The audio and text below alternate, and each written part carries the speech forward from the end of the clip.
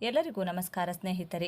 ಶುಕ್ರವಾರ ಸಾಯಂಕಾಲ 5 ಗಂಟೆಯಿಂದ 7 ಗಂಟೆಯ ಒಳಗಡೆ ಮನೆಯ ಮುಖ್ಯದ್ವಾರಕ್ಕೆ ಈ ಚಿಕ್ಕ ಗಂಟನ್ನು ಕಟ್ಟಿ 3 ಪದಾರ್ಥಗಳಿಂದ ಈ ಒಂದು ಗಂಟನ್ನು ಮಾಡಿಕೊಂಡು ಕಟ್ಟೋದ್ರಿಂದ ಖಂಡಿತವಾಗಿಯೂ ನಿಮಗಿರುವ ದಾರಿದ್ರ್ಯ ನಿವಾರಣೆಯಾಗುತ್ತದೆ. ಅಖಂಡ ರಾಜಯೋಗ ನಿಮ್ಮದಾಗುತ್ತದೆ. ಕಷ್ಟಗಳೆಲ್ಲವೂ ದೂರವಾಗುತ್ತದೆ. ಸ್ನೇಹಿತರೆ, ಬಡತನದಿಂದ ಸಾಕಷ್ಟು ನೊಂದಿದ್ದೀರಾ? ಹಣ ಕೈಯಲ್ಲಿ ನಿಲ್ತಾ ಇಲ್ಲ. ಕಷ್ಟಗಳ ಮೇಲೆ ಕಷ್ಟಗಳು ಬರ್ತಾ ಇದೆ. ಎಷ್ಟು ದುಡಿದ್ರೂ ಕೂಡ ಮತ್ತೆ ಮತ್ತೆ ಸಾಲಗಳಾಗ್ತಾ ಇದೆ. ಏನು ಮಾಡಬೇಕು ಅಂತ ತೋಚ್ತಾ ಇಲ್ಲ. ಹೇಗೆ ನಮ್ಮ ದಾರಿದ್ರ್ಯವನ್ನು ನಿವಾರಣೆ ಮಾಡಿಕೊಳ್ಬೇಕು, ನಮ್ಮ ಮನೆಗೆ ಲಕ್ಷ್ಮಿಯನ್ನು ಯಾವ ರೀತಿಯಲ್ಲಿ ಅನುಗ್ರಹಿಸಿಕೊಳ್ಳಬೇಕು ಅಂತ ತಿಳಿದೇ ಇದ್ದರೆ ಈ ಪರಿಹಾರವನ್ನು ಮಾಡಿಕೊಳ್ಳಿ. ಇದರ ಬಗ್ಗೆ ಸಂಪೂರ್ಣ ಮಾಹಿತಿ ನೋಡೋಣ ಬನ್ನಿ. ಅದಕ್ಕೂ ಮುಂಚೆ ನೀವಿನ್ನು ಚಾನಲ್ಗೆ ಸಬ್ಸ್ಕ್ರೈಬ್ ಆಗಿಲ್ಲ ಅಂದರೆ ಈಗಲೇ ಸಬ್ಸ್ಕ್ರೈಬ್ ಆಗಿ, ಹಾಗೆ ವಿಡಿಯೋಗೆ ಲೈಕ್ ಮಾಡಿ, ವಿಡಿಯೋ ಸ್ಕಿಪ್ ಮಾಡದೆ ಕೊನೆ ತನಕ ನೋಡಿ. ಎಲ್ಲರೂ ಭಕ್ತಿಯಿಂದ ಓಂ ಶ್ರೀ ಮಹಾಲಕ್ಷ್ಮಿ ನಮಃ ಅಂತ ಕಮೆಂಟ್ ಮಾಡಿ. ವೈದಿಕ ಶಾಸ್ತ್ರದಲ್ಲಿ ತಿಳಿಸಿಕೊಟ್ಟಿರುವಂಥ ಅದ್ಭುತವಾದ ಒಂದು ಪರಿಹಾರ ಇದೆ. ನಿಮ್ಮ ಮನೆಯ ಮುಖ್ಯದ್ವಾರಕ್ಕೆ ಈ ಒಂದು ಪರಿಹಾರವನ್ನು ಮಾಡಿಕೊಳ್ಬೇಕು. ಸ್ನೇಹಿತರೆ, ನಮಗೆ ದಾರಿದ್ರ್ಯ ಇದೆ, ಮನೆಯಲ್ಲಿ ಕಷ್ಟ ಇದೆ, ಕೈಯಲ್ಲಿ ಯಾವುದೇ ರೀತಿಯ ಹಣ ನಿಲ್ಲೋದಿಲ್ಲ, ಬರೀ ಸಾಲ ಆಗ್ತಾ ಇದೆ, ನೆಮ್ಮದಿನೇ ಇಲ್ಲ, ಮನೆಯಲ್ಲಿ ಕುಟುಂಬದಲ್ಲಿ ಯಾವಾಗಲೂ ಗಲಾಟೆಗಳಾಗ್ತಾ ಇರುತ್ತೆ, ಏನು ಮಾಡಬೇಕು ಅಂತ ಗೊತ್ತಾಗ್ತಾ ಇಲ್ಲ ಅನ್ನೋರು ಒಂದಷ್ಟು ನಿಯಮಗಳನ್ನು ನಿತ್ಯ ಜೀವನದಲ್ಲಿ ಅನುಸರಿಸಬೇಕು. ಅದರಲ್ಲಿ ಪ್ರಧಾನವಾದಂಥದ್ದು ಅಂತ ಅಂದರೆ ಮನೆಯ ಮುಖ್ಯದ್ವಾರ ಶುಭ್ರವಾಗಿರಬೇಕು, ಮಂಗಳಕರವಾಗಿರಬೇಕು. ಯಾವತ್ತೂ ಅಷ್ಟೇನೆ ಸೂರ್ಯೋದಯಕ್ಕೆ ಮುನ್ನ ಎದ್ದು ಮನೆಯ ಅಂಗಳವನ್ನೆಲ್ಲ ಶುಭ್ರಗೊಳಿಸಿಕೊಳ್ಳಬೇಕು. ದಾರಿದ್ರ್ಯ ಅನ್ನೋದು ಇರೋದಿಲ್ಲ. ಅರಿಶಿನವನ್ನು ಹೊಸ್ತಿಲಿಗೆ ಲೇಪನ ಮಾಡಿಕೊಂಡು ಹೊಸ್ತಿಲ ಪೂಜೆಯನ್ನು ಮಾಡಿಕೊಳ್ಳಬೇಕು. ಯಾಕಂದರೆ ಈ ಹೊಸ್ತಿಲು ಏನಿದೆ, ಮುಖ್ಯದ್ವಾರ ಏನಿದೆ, ಅಲ್ಲಿ ಲಕ್ಷ್ಮೀದೇವಿ ನಿವಾಸ ಮಾಡ್ತಿರ್ತಾಳೆ. ಯಾವ ಮನೆಯಲ್ಲಿ ಮುಖ್ಯದ್ವಾರ ಅಲಂಕೃತವಾಗಿರುತ್ತೆ, ಮುಖ್ಯದ್ವಾರದಲ್ಲಿ ನಿತ್ಯ ಶುಭವಾಗಿರುತ್ತೆ, ರಂಗೋಲಿ, ಅರಿಶಿನ, ಕುಂಕುಮ ಇರುತ್ತೆ, ಅಂಥ ಮನೆಗೆ ತಾಯಿ ಮಹಾಲಕ್ಷ್ಮಿ ಓಡಾಡ್ತಾಳೆ ಅಂತಾನೆ ಹೇಳಲಾಗುತ್ತೆ. ವಿಪರೀತವಾದಂತಹ ದಾರಿದ್ರ್ಯ ಇದೆಯಾ ನಿಮಗೆ ಅಂತಂದರೆ ತಪ್ಪದೆ ಈ ಪ್ರಕಾರದಲ್ಲಿ ಮಾಡಿಕೊಳ್ಳಿ. ಮನೆಯನ್ನು ಶುಭ್ರವಾಗಿಟ್ಕೊಳ್ಬೇಕು. ಮನೆ ಎಷ್ಟು ಶುಭ್ರವಾಗಿರುತ್ತೋ ಅಷ್ಟು ಆ ತಾಯಿ ನೆಲೆಯೂರುತ್ತಾಳೆ ಅಂತಾನೆ ಹೇಳಲಾಗುತ್ತೆ. ಸ್ನೇಹಿತರೆ, ಹಾಗಾಗಿ ಮನೆಯನ್ನು ಶುಭ್ರವಾಗಿ ಇಟ್ಕೊಳ್ಳಿ. ಮುಖ್ಯದ್ವಾರದಲ್ಲಿ ಯಾವಾಗಲೂ ಅಷ್ಟೇ ದೀಪವನ್ನು ಉರಿಸಿ, ಅಂದರೆ ಸಾಯಂಕಾಲದ ಸಮಯದಲ್ಲಿ ಸಂಧ್ಯಾ ದೀಪವನ್ನು ಮುಖ್ಯದ್ವಾರದಲ್ಲಿ ನಾವು 2 ಕಡೆ 2 ದೀಪವನ್ನು ಇಟ್ಟು ದೀಪವನ್ನು ಉರಿಸೋದ್ರಿಂದ ತಾಯಿ ಲಕ್ಷ್ಮೀ ದೇವಿ ಮನೆಗೆ ಬಂದು ನೆಲೆಯೂರ್ತಾಳೆ. ಸಂಧ್ಯಾ ಕಾಲದಲ್ಲಿ ಮಹಾಲಕ್ಷ್ಮಿ ಸಂಚಾರದಲ್ಲಿ ಇರ್ತಾಳೆ. ಈ ಸಂಚಾರದಲ್ಲಿರುವಂತಹ ಸಂದರ್ಭದಲ್ಲಿ ಈ ಪ್ರಕಾರದಲ್ಲಿ ನಾವು ಮಾಡಿಕೊಳ್ಳೋದ್ರಿಂದ ಸಾಯಂಕಾಲ ಸಮಯದಲ್ಲಿ ಲಕ್ಷ್ಮಿ ನಿಮ್ಮ ಮನೆಗೆ ಬಂದು ನೆಲೆಯೂರ್ತಾಳೆ ಅಂತಾನೆ ಹೇಳ್ಬೋದು. ಹಾಗಾಗಿ ಒಂದಷ್ಟು ನಿಯಮಾವಳಿಗಳನ್ನು ನಾವು ನಿತ್ಯ ಜೀವನದಲ್ಲಿ ಅನುಸರಿಸಬೇಕಾಗುತ್ತದೆ. ಮನೆಯನ್ನು ಶುಭ್ರವಾಗಿ ಇಟ್ಕೊಳ್ಳೋದು ಹೆಣ್ಣು ಮಕ್ಕಳ ಕರ್ತವ್ಯವಾಗಿರುತ್ತದೆ. ಶುಭ್ರವಾಗಿ ಇಟ್ಕೊಳ್ಳಿ. ಅಂತಹ ಮನೆಗೆ ಮಾತ್ರ ತಾಯಿ ಬಂದು ನೆಲೆ ಇರುತ್ತಾಳೆ. ಇಲ್ಲಾಂದರೆ ದಾರಿದ್ರ್ಯ ಬಂದು ಒಮ್ಮೆ ಮನೆಯಲ್ಲಿ ಕೂತ್ರೆ ಅಂತಂದರೆ ಬರೀ ಕಷ್ಟಗಳೇ ಬರುತ್ತದೆ. ಮನೆಯಲ್ಲಿ ನೆಮ್ಮದಿ ಶಾಂತಿ ಇರೋದಿಲ್ಲ. ಮನೆಯಲ್ಲಿ ಏನಾದರೂ ಒಂದು ಸಮಸ್ಯೆಗಳು, ಆಘಾತಗಳು ಬರುತ್ತೆ. ನೀವು ಐಶ್ವರ್ಯ ಪಡ್ತೀರ. ಸಾವು, ನೋವು, ಕಷ್ಟ ನಮಗೆ ಯಾಕಪ್ಪ ಈ ರೀತಿ ಅನ್ನುವಷ್ಟು ನಮ್ಮನ್ನು ಜೀವನದಲ್ಲಿ ಸಾಕಷ್ಟು ಕಷ್ಟಗಳಿಗೆ ಗುರಿಯಾಗಿಸಿ ಬಿಡುತ್ತೆ. ಹಾಗಾಗಿ ಯಾವುದೇ ಕಾರಣಕ್ಕೂ ಈ ರೀತಿ ತಪ್ಪುಗಳನ್ನು ಮಾಡಬೇಡಿ. ಮನೆಯ ಮೂಲೆ ಮುಳುಗಳಲ್ಲಿ ಕಸವನ್ನು ತೆಗೆಯಿರಿ. ನಿತ್ಯ ಮನೆಯನ್ನು ಶುಭ್ರವಾಗಿಟ್ಟುಕೊಳ್ಳಿ. ಅಡುಗೆ ಮನೆಯನ್ನು ಶುಭ್ರವಾಗಿಟ್ಕೊಳ್ಳಿ. ಆಹಾರ ಪದಾರ್ಥಗಳನ್ನು ಶುಭ್ರವಾಗಿಟ್ಟುಕೊಳ್ಳಿ. ಬೀರುವನ್ನು ಶುಭ್ರವಾಗಿಟ್ಟುಕೊಳ್ಳಿ. ಬೀರುವಿನಲ್ಲಿ ನೀಟಾಗಿ ಬಟ್ಟೆಗಳನ್ನು ಜೋಡಿಸಿ ಇಟ್ಟುಕೊಳ್ಳಿ. ಬೀರುವಿನಲ್ಲಿ ಮೈಲಿಗೆ ಬಟ್ಟೆಗಳನ್ನು, ಹಾಗೆ ವಾಸನೆ ಬರುವಂತಹ ಬಟ್ಟೆಗಳನ್ನು, ಹಾಗೆ ಉಟ್ಟು ತೊಟ್ಟಿರುವಂಥದ್ದನ್ನು ಮತ್ತೆ ಬೀರುವಲ್ಲಿ ಇಡೋದಕ್ಕೆ ಹೋಗಬೇಡಿ. ಯಾಕಂದರೆ ಹಣ ಇಡುವಂತಹ ಜಾಗ ಶುಭ್ರವಾಗಿರಬೇಕು. ಹಣ ಇಡುವಂತಹ ಜಾಗ ಸುಗಂಧಭರಿತವಾಗಿರಬೇಕು ಅಂತ ಹೇಳ್ತಾರೆ. ಸ್ನೇಹಿತರೆ, ನೀವು ಬೀರುವಿನಲ್ಲಿ ಸ್ವಲ್ಪ ಸುಗಂಧಭರಿತವಾದಂತಹ ಪದಾರ್ಥಗಳನ್ನು ಇಟ್ಕೊಳ್ಬೇಕಾಗುತ್ತದೆ. ಹಣ ಇಡುವಂತಹ ಜಾಗವನ್ನು ಶುಭ್ರವಾಗಿಟ್ಟುಕೊಳ್ಳಿ. ಖಾಲಿ ಇರುವ ಪರ್ಸ್ಗಳನ್ನು ಅಲ್ಲಿ ಇಡೋದಕ್ಕೆ ಹೋಗಬೇಡಿ. ಯಾಕಂದರೆ ಬೀರು ಯಾವಾಗಲೂ ಖಾಲಿಯಾಗಿದ್ದು ಬಿಡುತ್ತದೆ.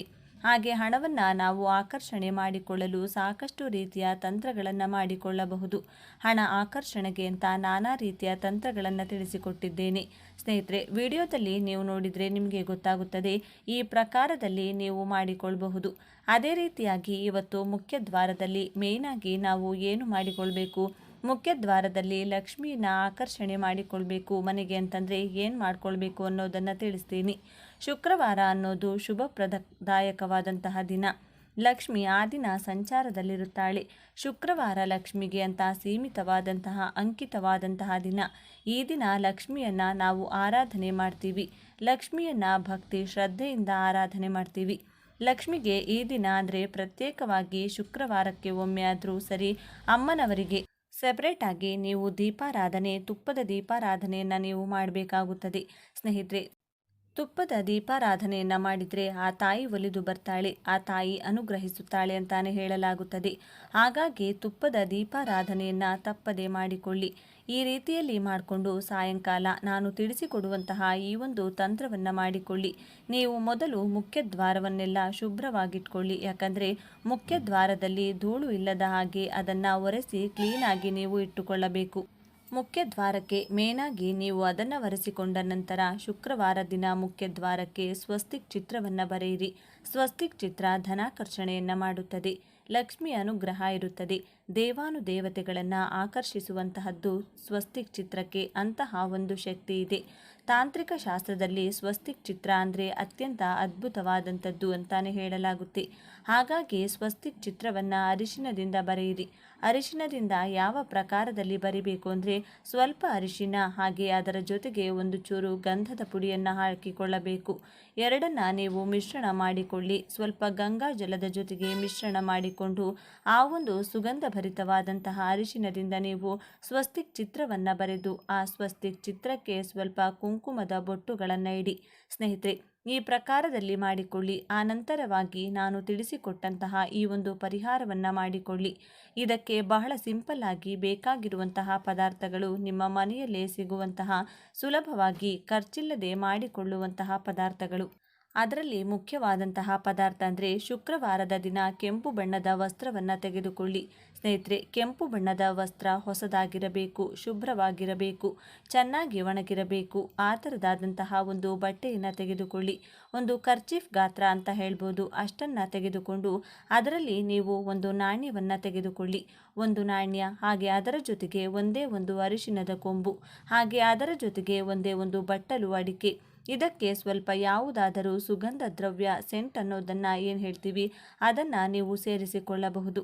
ಅದನ್ನು ಸ್ವಲ್ಪ ಪ್ರೋಕ್ಷಣೆ ಮಾಡಿಕೊಂಡು ಚಿಟಿಕೆ ಅಕ್ಷತೆಯನ್ನು ಹಾಕಿ ಅರಿಶಿನ ಕುಂಕುಮವನ್ನು ಹಾಕಿ ಆ ಗಂಟನ್ನಾಗಿ ಕಟ್ಟಿಕೊಳ್ಳಿ.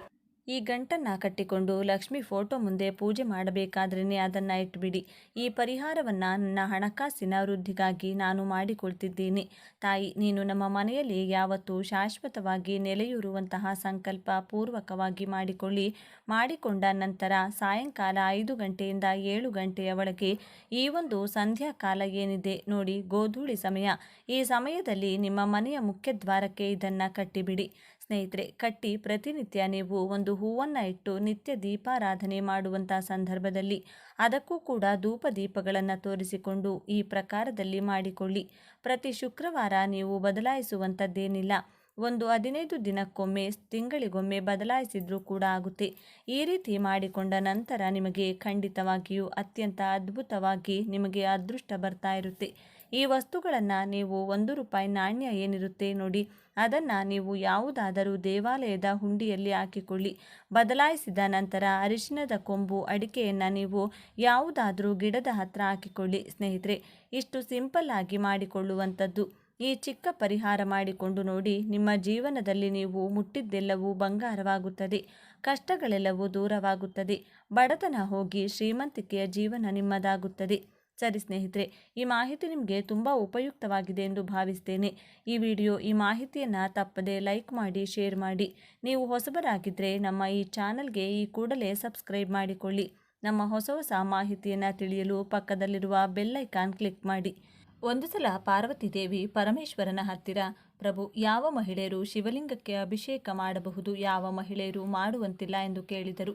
ಆಗ ಪರಮೇಶ್ವರ ದೇವಿ ಮೊದಲಿಗೆ ಶಿವಲಿಂಗಕ್ಕೆ ಅಭಿಷೇಕ ಮಾಡುವಾಗ ಅನುಸರಿಸಬೇಕಾದ ಕೆಲವು ನಿಯಮಗಳ ಬಗ್ಗೆ ತಿಳಿದುಕೊಳ್ಳಬೇಕು. ಈ 3 ರೀತಿಯ ಮಹಿಳೆಯರು ಎಂದೂ ಕೂಡ ಶಿವಲಿಂಗವನ್ನು ಮುಟ್ಟುವುದಾಗಲಿ ಶಿವಲಿಂಗಕ್ಕೆ ಅಭಿಷೇಕ ಮಾಡುವುದಾಗಲಿ ಮಾಡಬಾರದು. ಆ ಮಹಿಳೆಯರು ಶಿವಲಿಂಗವನ್ನು ಮುಟ್ಟುವುದಾಗಲಿ ಅಥವಾ ಶಿವಲಿಂಗಕ್ಕೆ ಅಭಿಷೇಕ ಮಾಡುವುದಾಗಲಿ ಮಾಡಿದರೆ ಪುಣ್ಯದ ಬದಲಾಗಿ ಪಾಪವನ್ನು ಮೂಟೆ ಕಟ್ಟಿಕೊಳ್ತಾರೆ. ಅವರ ಕುಟುಂಬವೇ ಸರ್ವನಾಶವಾಗುತ್ತದೆ. ಇದಕ್ಕೆ ಸಂಬಂಧಿಸಿದಂತಹ ಒಂದು ಕತೆ ಹೇಳ್ತೇನೆ ಕೇಳು ಎಂದು ಹೇಳಿ ಕತೆ ಹೇಳಲು ಶುರು ಮಾಡಿದರು. ಆ ಕತೆ ಕೇಳೋಕ್ಕೂ ಮುಂಚೆ ನೀವಿನ್ನು ನಮ್ಮ ಚಾನಲ್ನ ಸಬ್ಸ್ಕ್ರೈಬ್ ಮಾಡ್ಕೊಂಡಿಲ್ಲ ಅಂದರೆ ಈಗಲೇ ಸಬ್ಸ್ಕ್ರೈಬ್ ಮಾಡ್ಕೊಳ್ಳಿ. ಹಾಗೆ ಈ ವಿಡಿಯೋ ಇಷ್ಟ ಆದರೆ ಮರೆಯದೇ ಒಂದು ಲೈಕ್ ಕೊಡಿ. ವಿಡಿಯೋ ಸ್ಕಿಪ್ ಮಾಡದೆ ಕೊನೆ ತನಕ ನೋಡಿ. ಪೂರ್ವದಲ್ಲಿ ಒಂದು ಗ್ರಾಮದಲ್ಲಿ ಸುಖದೇವ ಎಂಬ ಒಬ್ಬ ಯುವಕನಿದ್ದ. ಅವನು ವೇದಗಳು ಹಾಗೂ ಪುರಾಣಗಳನ್ನು ತಿಳಿದುಕೊಂಡಿದ್ದ. ಅವನಿಗೆ ದೈವಭಕ್ತಿ ಜಾಸ್ತಿ ಇತ್ತು. ಪ್ರತಿದಿನ ಎಷ್ಟೋ ಶ್ರದ್ಧಾಭಕ್ತಿಯಿಂದ ದಿನ ಕಳೆಯುತ್ತಿದ್ದ. ಅದೇ ಊರಿನಲ್ಲಿ ಸುಧರ್ಮ ಎಂಬ ಒಬ್ಬ ಬ್ರಾಹ್ಮಣ ಇದ್ದ. ಅವನಿಗೆ ಸುಮತಿ ಎಂಬ ಸುಂದರವಾದ ಮಗಳಿದ್ದಳು.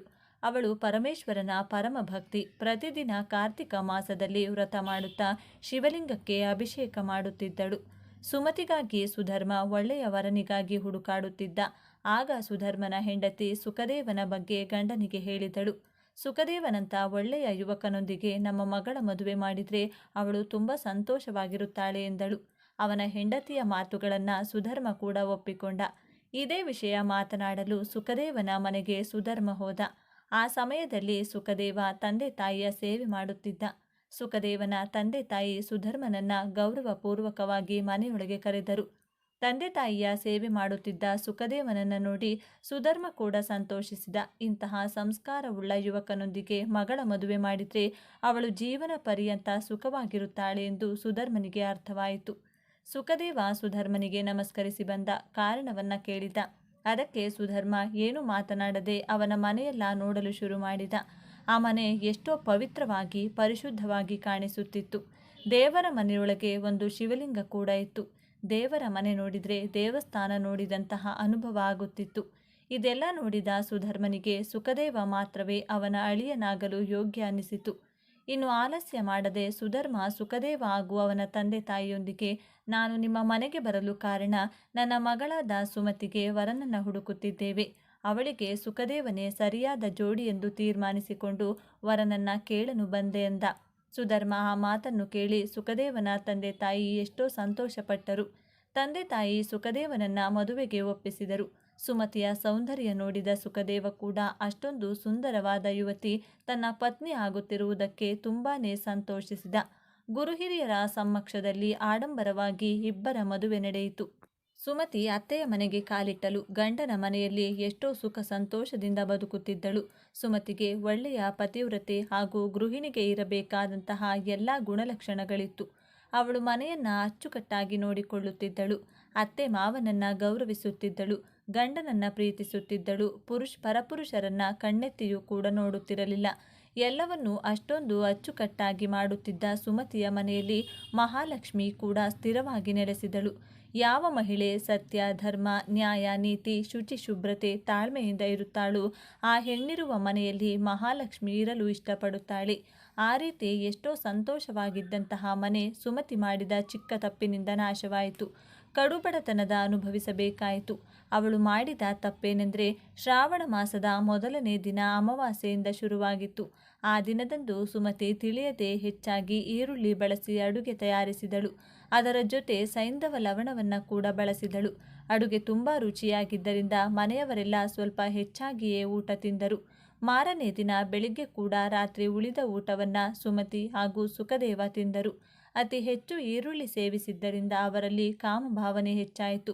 ಸುಮತಿ ಹಾಗೂ ಸುಖದೇವ ಆ ದಿನ ಬೆಳಿಗ್ಗೆ ಶಾರೀರಿಕವಾಗಿ ಒಂದಾದರು. ಅದರ ನಂತರ ಎಂದಿನಂತೆ ಸುಮತಿ ಶಿವಲಿಂಗಕ್ಕೆ ಅಭಿಷೇಕ ಮಾಡಿ ಪೂಜೆ ಮಾಡಿದಳು.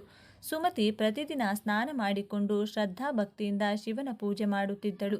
ಆದರೆ ಆ ದಿನ ಸ್ನಾನ ಮಾಡಿದ ನಂತರ ಗಂಡನೊಂದಿಗೆ ಸಂತೋಷವಾಗಿ ಕಳೆದ ಸುಮತಿ ಮತ್ತೆ ಸ್ನಾನ ಮಾಡಿಕೊಂಡರೆ ಎಲ್ಲಿ ಅತ್ತೆ ಮಾವನಿಗೆ ಅನುಮಾನ ಬರುತ್ತದೋ, ಅವರು ಎಲ್ಲಿ ತಪ್ಪು ತಿಳಿದುಕೊಳ್ಳುತ್ತಾರೋ, ಇನ್ನು ಪೂಜೆ ಯಾಕೆ ಮಾಡಿಲ್ಲ ಎಂದು ಅತ್ತೆ ಕೇಳುವ ಮುಂಚೆ ಪೂಜೆ ಮುಗಿಸಬೇಕು ಎಂದುಕೊಂಡು ಓಡೋಡಿ ಹೋಗಿ ಗಬಗಬನೆ ಒಂದು ಚೂರು ಶ್ರದ್ಧಾಭಕ್ತಿ ಇಲ್ಲದೆ ಶಿವಲಿಂಗಕ್ಕೆ ಅಭಿಷೇಕ ಮಾಡಿ ಬೇಗನೆ ವಿಭೂತಿ ಹಚ್ಚಿ ಕುಂಕುಮ ಇಟ್ಟು ಪೂಜೆ ಮಾಡಿ ಮುಗಿಸಿದಳು. ಮೈಲಿಗೆ ಹಾಕಿದ್ದ ಸುಮತಿ ಪೂಜೆ ಮಾಡಿದ್ದರಿಂದ ಕೋಪಗೊಂಡ ಪರಮೇಶ್ವರ ಆ ಮನೆ ಬಿಟ್ಟು ಹೊರಟು ಹೋದರು. ಸುಮತಿಯ ಅತ್ತೆ ಮಾವ ತೀರ್ಥಯಾತ್ರೆಗೆಂದು ಹೋದರು. ಇನ್ನು ಮನೆಯಲ್ಲಿ ದೊಡ್ಡವರು ಹೇಳುವವರು ಕೇಳುವವರು ಯಾರೂ ಇಲ್ಲದೆ ಸುಮತಿ ನಿಧಾನವಾಗಿ ಅವಳ ಆಚಾರ ವಿಚಾರಗಳನ್ನು ಮರೆತು ಹೋದಳು. ಅವಳು ಮನಸ್ಸಿನಲ್ಲಿ ಯಾವಾಗಲೂ ಶೃಂಗಾರದ ಆಲೋಚನೆಗಳೇ ತುಂಬಿಕೊಂಡಿತ್ತು. ದಿನನಿತ್ಯದ ಕಾರ್ಯಕ್ರಮಗಳು ಮರೆತು ಹೋಗಿ ಹೊತ್ತುಗೊತ್ತು ಇಲ್ಲದಂತೆ ಗಂಡನೊಂದಿಗೆ ಸರಸ ಸಲ್ಲಾಪದಲ್ಲಿ ತೊಡಗಿಕೊಂಡಳು. ಅವಳು ಮಾಡುತ್ತಿರುವ ಅಡುಗೆಗಳಲ್ಲೂ ಕೂಡ ಈರುಳ್ಳಿ, ಬೆಳ್ಳುಳ್ಳಿ, ಉಪ್ಪು, ಖಾರ ಹೆಚ್ಚಾಗಿದ್ದರಿಂದ ಸುಖದೇವನು ಕೂಡ ಎಲ್ಲ ಆಚಾರ ವಿಚಾರಗಳನ್ನು ಮರೆತು ಹೋಗಿ ಇದೇ ಕೆಲಸದಲ್ಲಿ ಮುಳುಗಿ ಹೋದ. ಒಂದು ದಿನ ಸುಮತಿ ಹಾಗೂ ಸುಖದೇವ ಋತುಸ್ರಾವದ ಸಮಯದಲ್ಲೂ ಕೂಡ ಶಾರೀರಿಕವಾಗಿ ಒಂದಾದರು. ಇದರಿಂದ ಅವರ ದೇಹದೊಳಗೆ ಪಾಪ ಪ್ರವೇಶ ಮಾಡಿತು. ಅದುವರೆಗೂ ಅವರಿಬ್ಬರೂ ಮಾಡಿದಂತಹ ಪೂಜೆಗಳು, ಹಬ್ಬಗಳು, ವ್ರತಗಳು ಫಲಿಸದಂತೆ ಆಚಾರ ವಿಚಾರಗಳು ಎಲ್ಲವೂ ಕೂಡ ನಾಶವಾಯಿತು. ಋತುಸ್ರಾವದ ಸಮಯದಲ್ಲಿ ಹೆಣ್ಣಿನ ಮೈಯೊಳಗೆ ಬ್ರಹ್ಮ ಹತ್ಯೆ ಪಾತಕ ಎಂಬ ಪಾಪವಾಸ ಮಾಡುತ್ತದೆ. ಆ ಸಮಯದಲ್ಲಿ ಆಕೆಯ ಜೊತೆ ಯಾವ ಪುರುಷ ಶಾರೀರಿಕ ಸಂಬಂಧ ಇಟ್ಟುಕೊಳ್ತಾನೋ ಆ ಪಾಪ ಅವನ ಮೈಯೊಳಗೆ ಪ್ರವೇಶ ಮಾಡುತ್ತದೆ. ಇತ್ತ ಸುಖದೇವನ ಮೈಯೊಳಗೂ ಕೂಡ ಬ್ರಹ್ಮ ಹತ್ಯೆ ಪಾತಕ ಸೇರಿಕೊಂಡಿತ್ತು. ಆ ಪಾಪದ ಕಾರಣದಿಂದ ಸುಖದೇವನಿಗೆ ಕುಷ್ಠರೋಗ ಆವರಿಸಿತು. ಅವನ ಮೈಯಿಂದ ರಕ್ತ, ಕೀವು ಸುರಿಯಲಾರಂಭಿಸಿತು. ತೀರ್ಥಯಾತ್ರೆ ಮುಗಿಸಿಕೊಂಡು ಸುಖದೇವನ ತಂದೆ ತಾಯಿ ಮನೆಗೆ ಬಂದರು. ಆ ಮನೆ ವಾತಾವರಣ, ಸುಮತಿಯ ನಡವಳಿಕೆ, ಮಗನ ರೋಗ ಎಲ್ಲವನ್ನೂ ಗಮನಿಸಿದ ಸುಖದೇವನ ತಾಯಿಗೆ ವಿಷಯ ಅರ್ಥವಾಯಿತು. ಆ ಮನೆಯನ್ನ ಹಾಳು ಮಾಡಿ ಮಗನಿಗೆ ಈ ಪರಿಸ್ಥಿತಿ ತಂದ ಸುಮತಿಯ ಮೇಲೆ ಕೋಪಗೊಂಡು ಅವಳನ್ನು ಮನೆಯಿಂದ ಹೊರಗಟ್ಟಿದಳು. ಅದುವರೆಗೂ ಆ ಮನೆಯೇ ಪ್ರಪಂಚ, ಗಂಡನೇ ದೇವರು ಅಂದುಕೊಂಡಿದ್ದ ಸುಮತಿಗೆ ಎಲ್ಲಿ ಹೋಗುವುದೆಂದು ಅರ್ಥವಾಗಲಿಲ್ಲ. ಅವಳು ಮಾಡಿದ ತಪ್ಪೇನೆಂದು ಕೂಡ ಅವಳಿಗೆ ಗೊತ್ತಿಲ್ಲ. ಅವಳು ಅಳುತ್ತಾ ಕಾಡಿಗೆ ಹೋದಳು. ಅಲ್ಲೊಂದು ಆಶ್ರಮ ಕಾಣಿಸಿತು. ಆಶ್ರಮದಲ್ಲಿ ಕುಳಿತುಕೊಂಡು ಸುಮತಿ ಜೋರಾಗಿ ಅಳುವುದಕ್ಕೆ ಶುರು ಮಾಡಿದಳು. ಅವಳ ಅಳು ಕೇಳಿಸಿಕೊಂಡ ಸಾಧು ಹೊರಗೆ ಬಂದು, ಯಾರಮ್ಮ ನೀನು, ಯಾಕೆ ಈ ರೀತಿ ಅಳ್ತಿದ್ದೀಯಾ ಎಂದು ಕೇಳಿದರು. ಆಗ ಸುಮತಿ, ಸ್ವಾಮಿ, ನಾನು ನನ್ನ ಗಂಡ, ಅತ್ತೆ ಮಾವ ಎಷ್ಟು ಸಂತೋಷವಾಗಿ ಬದುಕುತ್ತಿದ್ದೆವು. ನನ್ನ ಅತ್ತೆ ಮಾವ ತೀರ್ಥಯಾತ್ರೆಗೆ ಹೋದರು. ಅವರು ಹಿಂದಿರುಗಿ ಬರುವಷ್ಟರಲ್ಲಿ ನಾವು ಕೂಡಿಟ್ಟ ಎಲ್ಲ ಆಸ್ತಿಯನ್ನು ಕಳೆದುಕೊಂಡು ಬಡತನಕ್ಕೆ ಬಂದು ಬಿಟ್ಟೆವು. ಅದರ ಜೊತೆ ನನ್ನ ಗಂಡ ಕೂಡ ಕುಷ್ಠರೋಗಕ್ಕೆ ತುತ್ತಾದರು. ತೀರ್ಥಯಾತ್ರೆಯಿಂದ ಬಂದ ನನ್ನ ಅತ್ತೆ ಇದೆಲ್ಲದಕ್ಕೂ ಕಾರಣ ನಾನೇ ಎಂದು ನನ್ನನ್ನು ದೂಷಿಸಿ ಮನೆಯಿಂದ ಹೊರಗೆ ತಳ್ಳಿಬಿಟ್ಟರು. ಎಲ್ಲಿ ಹೋಗುವುದೆಂದು ದಾರಿ ತಿಳಿಯದೆ ಕಾಡಿನಲ್ಲಿ ಬರುತ್ತಿರುವಾಗ ನಿಮ್ಮ ಆಶ್ರಮ ಕಾಣಿಸಿತು. ನನಗೆ ಇಲ್ಲಿ ವಾಸವಿರಲು ಅನುಮತಿ ಸಿಗಬಹುದೇನೋ ಅಂದುಕೊಂಡು ಇಲ್ಲಿ ಕಾಯುತ್ತಾ ಕುಳಿತಿದ್ದೇನೆ ಎಂದು ಹೇಳಿದಳು. ಇದ್ದಕ್ಕಿದ್ದಂತೆ ನನ್ನ ಗಂಡನಿಗೆ ಕುಷ್ಠರೋಗ ಏಕೆ ಬಂತು, ನಮಗೆ ಬಡತನ ಏಕೆ ಬಂತೆಂದು ನನಗೆ ಅರ್ಥವಾಗುತ್ತಿಲ್ಲ ಸ್ವಾಮಿ ಎಂದಳು ಸುಮತಿ. ಆಗ ಸಾಧು ದಿವ್ಯ ದೃಷ್ಟಿಯಿಂದ ನೋಡಿ ನಡೆದ ಎಲ್ಲ ವಿಷಯಗಳನ್ನು ಅರ್ಥ ಮಾಡಿಕೊಂಡು, ನೋಡಮ್ಮ ಸುಮತಿ, ಗಂಡನೊಂದಿಗೆ ಶಾರೀರಿಕವಾಗಿ ಒಂದಾಗುವುದು ಗೃಹಿಣಿಯ ಕರ್ತವ್ಯ. ಆದರೆ ಅದಕ್ಕೊಂದು ಹೊತ್ತು ಗೊತ್ತು ಇರುತ್ತದೆ. ಗಂಡನೊಂದಿಗೆ ಶಾರೀರಿಕವಾಗಿ ರಾತ್ರಿ ಮಾತ್ರವೇ ಇರಬೇಕು. ಸೂರ್ಯ ಬಂದ ನಂತರ ಇರಬಾರದು. ಹಾಗೆ ಸಂಜೆ ಲಕ್ಷ್ಮಿ ಬರುವ ಸಮಯದಲ್ಲೂ ಕೂಡ ಶಾರೀರಿಕವಾಗಿ ಒಂದಾಗಬಾರದು. ಮುಖ್ಯವಾಗಿ ಋತುಸ್ರಾವದ ಸಮಯದಲ್ಲಿ ಯಾರನ್ನು ಕೂಡ ಮುಟ್ಟಬಾರದು. ಅಂಥದ್ದರಲ್ಲಿ ಒಬ್ಬ ಪುರುಷನೊಂದಿಗೆ, ಅವನು ಗಂಡನೇ ಆಗಿದ್ದರೂ ಅವನೊಂದಿಗೆ ಶಾರೀರಿಕವಾಗಿರುವುದು ಮಹಾಪಾಪ. ನಿನ್ನ ಅತ್ತೆ ಹೇಳಿದ ಮಾತು ಸತ್ಯ. ಇವತ್ತು ನಿನ್ನ ಗಂಡ ಕುಷ್ಠರೋಗಕ್ಕೆ ತುತ್ತಾಗಿ ಇದ್ದಾನೆಂದರೆ ಅದಕ್ಕೆ ಕಾರಣ ಋತುಸ್ರಾವದ ಸಮಯದಲ್ಲಿ ನೀವಿಬ್ಬರೂ ಒಂದಾಗಿರುವುದು. ಹಾಗೆ ನಿನ್ನ ಬಡತನಕ್ಕೆ ಕಾರಣ ಕೂಡ ನೀವಿಬ್ಬರೂ ಹೊತ್ತುಗೊತ್ತು ಇಲ್ಲದಂತೆ ಮಾಡಿದಂತಹ ಸಂಸಾರ. ಮತ್ತೆ ನಿಮ್ಮ ಸ್ಥಿತಿ ಬದಲಾಗಲು ತುಂಬ ಕಾಲ ಹಿಡಿಯುತ್ತದೆ. ದೇವರು ಮನಸ್ಸು ಮಾಡಿ ಆದಷ್ಟು ಬೇಗನೆ ಕರಗುವುದಿಲ್ಲ. ನೀನು ಈ ಆಶ್ರಮದಲ್ಲಿರಲು ನಾನು ಅನುಮತಿ ಕೊಡುತ್ತಿದ್ದೇನೆ. ಆದರೆ ಪ್ರತಿದಿನ ನೀನು ಬೆಳಿಗ್ಗೆ ಎದ್ದ ತಕ್ಷಣ ತಲೆ ಸ್ನಾನ ಮಾಡಿಕೊಂಡು ಶಿವನಿಗೆ ಭಕ್ತಿಯಿಂದ ಅಭಿಷೇಕ ಮಾಡುತ್ತಾ ಅವರ ಬಳಿ ಕ್ಷಮೆ ಕೇಳುತ್ತಿರಬೇಕು. ಯಾವ ರೀತಿಯಾದ ಘೋರ ಪಾಪಗಳನ್ನು ಮಾಡಿದರೂ ಪರಮೇಶ್ವರ ಭಕ್ತಿಯಿಂದ ಅವರಿಗೆ ಕೈಜೋಡಿಸಿ ನಮಸ್ಕರಿಸಿದರೆ ಅವರನ್ನು ಕ್ಷಮಿಸಿ ಬಿಡುತ್ತಾರೆ.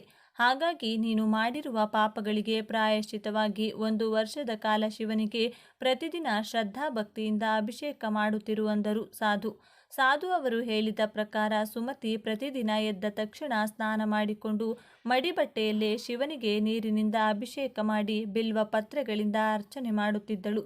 ಅದರ ನಂತರ ಆಶ್ರಮದಲ್ಲಿರುವ ಹಸುಗಳಿಗೆ ಸ್ನಾನ ಮಾಡಿಸಿ ಹುಲ್ಲು ಹಾಕುತ್ತಾ ಅವುಗಳಿಗೂ ಪೂಜೆ ಮಾಡುತ್ತಿದ್ದಳು.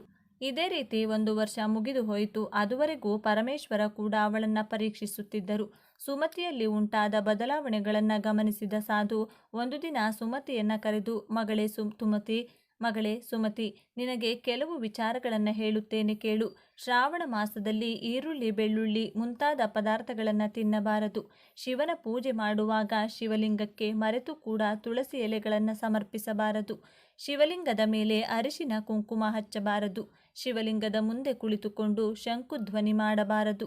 ಈ ಎಲ್ಲ ನಿಯಮಗಳನ್ನು ಅನುಸರಿಸುತ್ತಾ ನೀನು ಸೋಮವಾರಗಳಂದು ವ್ರತ ಆಚರಿಸಿದರೆ ನೀನು ಮಾಡಿದ ಎಲ್ಲ ಪಾಪಗಳು ಹೊರಟು ಹೋಗುತ್ತದೆ ಅಂದರು ಸಾಧು. ಒಂದೆರಡು ದಿನಗಳಲ್ಲಿ ಶ್ರಾವಣ ಮಾಸ ಕೂಡ ಬಂದು ಬಿಟ್ಟಿತು. ಸಾಧುವಿನ ಮಾತಿನ ಪ್ರಕಾರ ಸುಮತಿ ಸೋಮವಾರ ವ್ರತ ಶುರು ಮಾಡಿದಳು. 16 ಸೋಮವಾರಗಳು ಮಾಡಿದಳು. ಆದರೂ ಕೂಡ ಅವಳ ಜೀವನದಲ್ಲಿ ಯಾವುದೇ ಬದಲಾವಣೆ ಕಾಣಿಸದಿದ್ದಾಗ ಮನನೊಂದ ಸುಮತಿ ಆತ್ಮಹತ್ಯೆ ಮಾಡಿಕೊಳ್ಳಲು ತೀರ್ಮಾನಿಸಿಕೊಂಡಳು. ಅಲ್ಲೇ ಇರುವ ಶಿವಾಲಯದ ಪಕ್ಕದಲ್ಲಿರುವ ನದಿಯೊಳಗೆ ಸುಮತಿ ಹಾರಿದಳು. ಆಗಲೇ ಒಂದು ಚಮತ್ಕಾರ ನಡೆಯಿತು. ಸುಮತಿ ನೀರಿನಲ್ಲಿ ಬಿದ್ದ ಹೂವಿನಂತೆ ಹೊರಗೆ ತೇಲಿ ಬಂದಳು. ಅವಳ ಮುಂದೆ ಸಾಕ್ಷಾತ್ ಪರಮೇಶ್ವರ ಪ್ರತ್ಯಕ್ಷವಾದರು. ಅವಳ ಮುಂದೆ ನಿಂತಿರುವ ಶಿವನನ್ನ ನೋಡಿ ಸುಮತಿಗೆ ಅದು ಕನಸೋ ನನಸೋ ಅರ್ಥವಾಗಲಿಲ್ಲ. ಎಷ್ಟೋ ಭಕ್ತಿಯಿಂದ ಅವರಿಗೆ ನಮಸ್ಕಾರ ಮಾಡಿ ಅವಳಿಗೆ ಬಂದ ಎಲ್ಲ ಕೀರ್ತನೆಗಳು, ಭಜನೆಗಳು, ಶ್ಲೋಕಗಳನ್ನು ಹಾಡಿದಳು. ಸ್ವಾಮಿ, ನಾನು ತಿಳಿಯದೆ ಮಾಡಿರುವ ಎಲ್ಲ ಪಾಪಗಳಿಂದ ನನ್ನನ್ನು ವಿಮುಕ್ತಿ ಕಲುಹಿಸಿ ಎಂದು ಬೇಡಿಕೊಂಡಳು.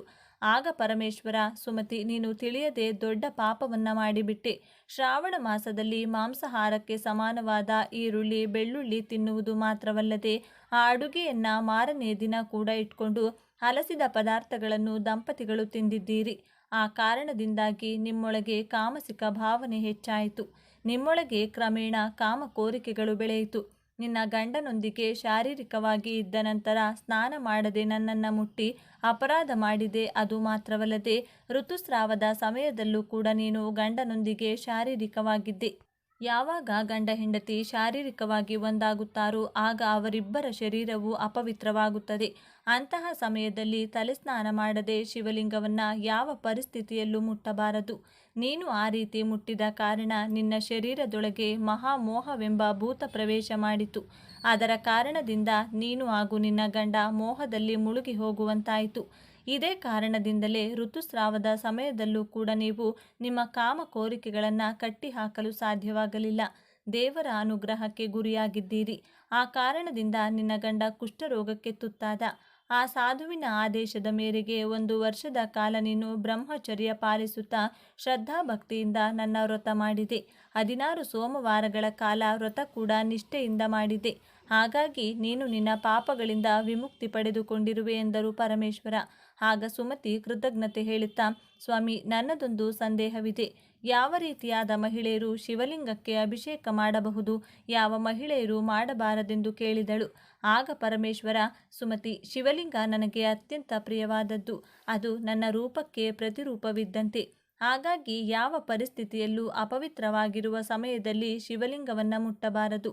ಮಹಿಳೆಯರು ಋತುಸ್ರಾವವಾದಾಗ ಶಿವಲಿಂಗವನ್ನ ಮುಟ್ಟುವುದಾಗಲಿ ಅದರ ಹತ್ತಿರ ಹೋಗುವುದಾಗಲಿ ಮಾಡಬಾರದು.